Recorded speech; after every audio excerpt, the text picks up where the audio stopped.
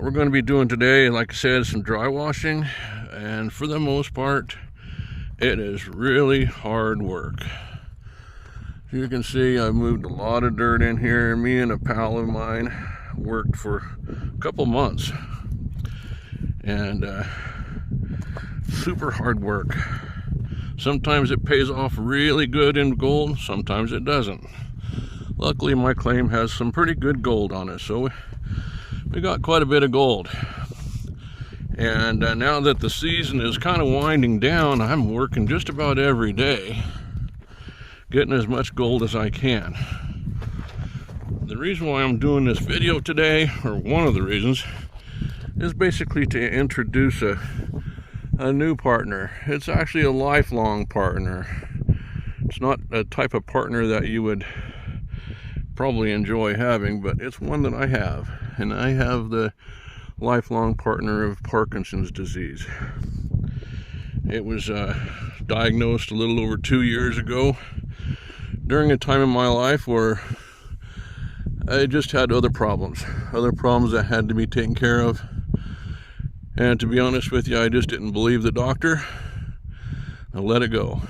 And here recently, about 6 months ago, the symptoms just kind of hit me real bad, and there was no way of getting out of it. I had to go to a specialist. Actually, I went to 3 specialists, and because I just didn't believe it. And the last specialist told me, he said, you got to quit this going to different specialists trying to make it something it's not, because it is what it is, and I have to live with it the best I can. And I'm here to tell people that Parkinson's doesn't have to rule your life. So if there are people out there that are listening and watching my video about Parkinson's disease and dry washing, this is one of the things that you can get into. It's very, very difficult and physically demanding work. It's probably better than physical therapy. It's probably better than rock steady boxing. But I'll explain to you kind of what I do, show you a little bit of what I do, and I'm telling you that I'm positive that this is going to keep the symptoms of my Parkinson's down to a minimum, and it's going to slow the progression down, because in my opinion, I've had this for several years and just ignored it because it was very mild. But what we're going to do is we're going to show you a little bit about dry washing. I'm going to show you the machinery that I have, explain how it works. I'm going to explain and show you some of the material that I'm running, and hopefully at the end of the session I'll be able to show you some gold. All right, I'm back. This is the business end of the dry washer, and this particular dry washer is a homemade version of what I started making about 12 years ago. And I took a lot of information and designs off of all of the different dry washers that were on the market, and I took the good things out of those and built it into my dry washers, and I tried my hardest to get rid of the things that I didn't like. But I'm going to explain to you how this works. And we start off with the riffles. You see these little crossbar things here? Those are riffles. And if you've seen what and how a sluice box works, it has riffles too. And the way that works is the water travels downhill through the box, and the gold gets trapped on the downhill side of the riffle. On a dry washer, it's just the opposite. The gold gets trapped on the uphill side. And I built all my riffles to where they're pointing uphill, so the gold has more opportunity to hit this riffle and stop, go to the bottom. All of your lighter material, your lighter rocks and what have you, stay on the top of the flow and travel down the box and exit the box onto the ground. In a very shortened explanation, that's how it works. You get a little bit deeper and you find out that the floor of the dry washer is made out of material. It's not metal, or it's not wood, it's made out of material.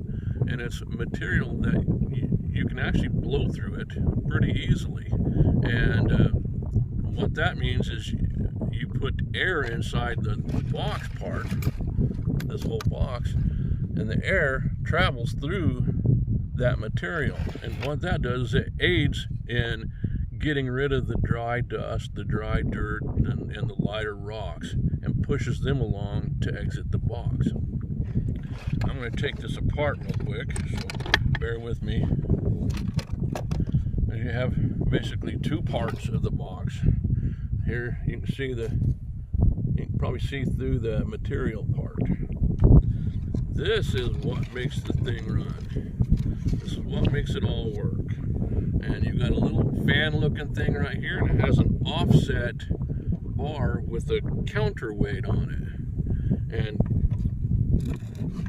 on the back side, you put a hose on this, and in my case I have a leaf blower, just a regular leaf blower, and blow air through this, and as it blows through this fan turns. And when it turns, it has that wobble in it because of the offset weight.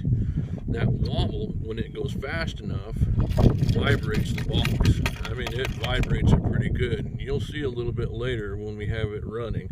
And all that together, the air, the wobble, the vibration from the wobble, and the material that the air goes through, the riffles, all that together leads to trapping gold on the uphill side of every one of these riffles. And usually, if you're doing things right, if you're going the right speed and the material truly is dry, the gold will get stopped on the very first riffle. That's it in a nutshell. I could go on forever and ever about this because it is quite complicated. So let's show you how the thing works now.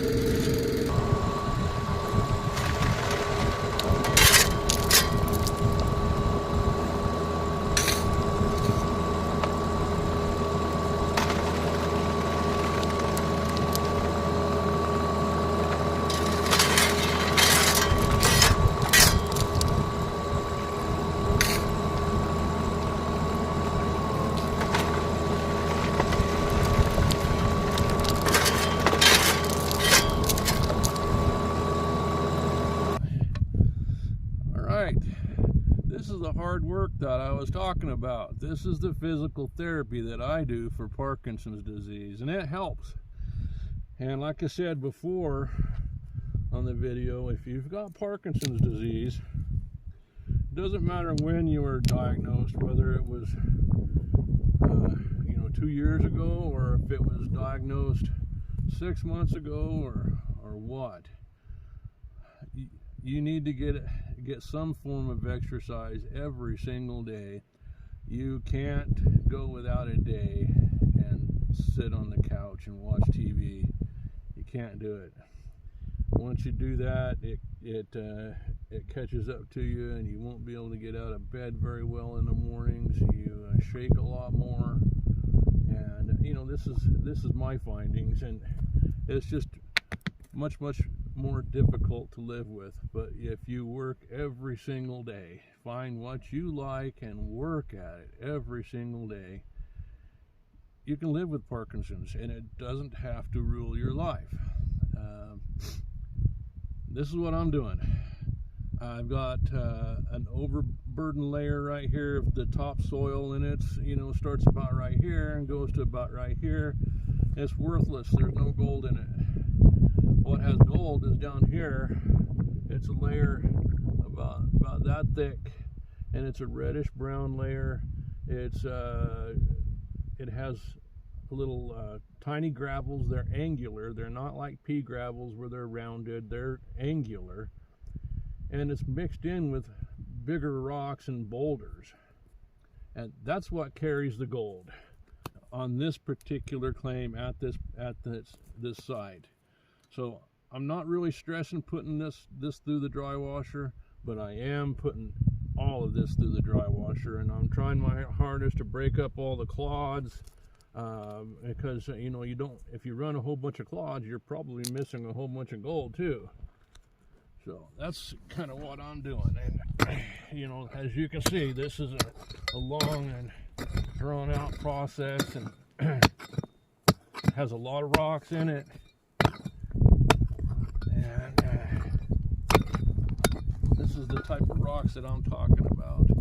And this is actually part of the bedrock. The bedrock here is basalt. It's decaying. It's got crevices all in it, and you can break it apart. And you need to break it apart because the gold is trapped in the crevices. So this is really hard work. This is the hardest work I've ever done, in my entire life as gold mining. And I suppose there are some areas where it's not so difficult, but I've not seen it. It's hard work.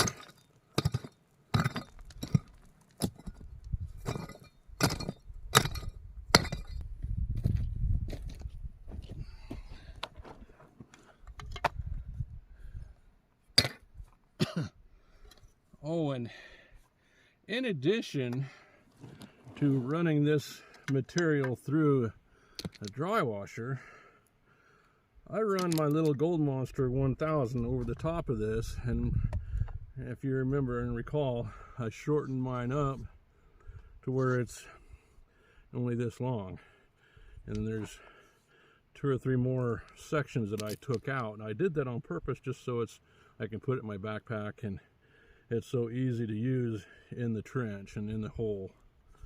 And the reason why I detect this before I dry wash is because on this particular claim there are nuggets that are big enough that they won't go through the grizzly screen on the dry washer. So if it's big enough, it'll just hit that screen and fall off on the ground and you've lost it. So I always make sure I detect it first.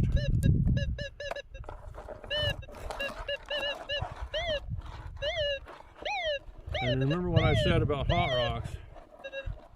They're everywhere here. And believe me, you'll know if it's a piece of gold.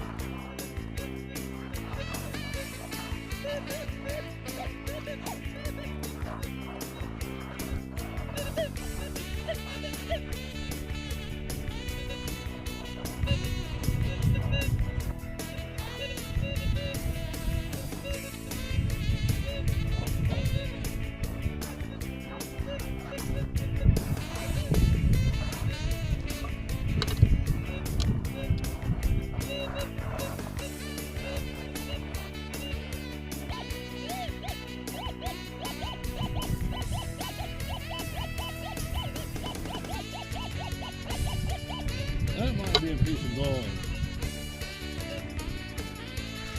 Well, that's what the dry washer came up with today. Plus that one. And then the detector came up with that one.